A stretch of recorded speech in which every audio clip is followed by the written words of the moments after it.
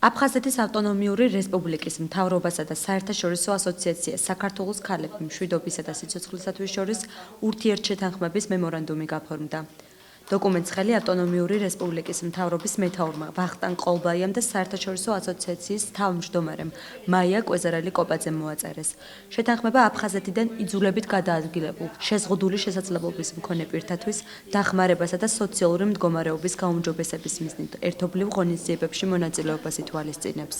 Am წლის ბოლოს ძალიან სასიამოვნო სიურპრიზი მოგვიმცა და ორგანიზაციამ საქართველოს ქალები მშვიდობისა და სიცოცხლისათვის, რომელთან ჩვენ დღეს გავაფორმეთ მემორანდუმი, რომლის თანახმად ეს ორგანიზაცია, რომელსაც აქვს ძალიან სერიოზული კავშირი საზღვარგარეთ და ჩვენი ჯანდაცვის სამინისტრო ითანამშრომლობენ ეტლების, ტანსაცმლის, საწოლების, სამედიცინო აპარატურის მოწოდების საკითხებზე.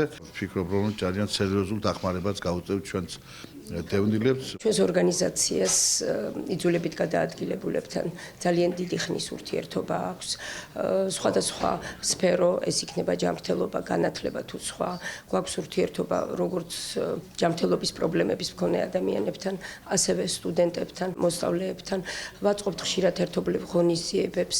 ზაფხულში ჩვენი ასოციაცია შეხვდა აფხაზეთის ჯანდაცვის მინისტრს, ქალბატონ ქეთის და დაიგეგმა სწორედ კონკრეტული ღონისძიებები საომავლო ურთიერთობისა და სწორედ ეს იყო დასაწყისი იმისა, რომ დღეს აფხაზეთის მთავრობასთან ჩვენმა ასოციაციამ გააფორმა მემორანდუმი. ეს ურთიერთთანამშრომლობა გულისხმობს ისეთი ჰუმანიტარული პროექტების განხორციელებას, როგორიც არის ეტლებით უზრუნველყოფა შეზღუდული შესაძლებლობის მქონე პირებისათვის, ჰუმანიტარული დახმარების გაცემას, ეს არის როგორც ჰიგიენური საშუალებები, ესე ვთქვათ, სამომხმარებლო ნივთები, ავეჯი, სამედიცინო აპარატურა და ასე შემდეგ.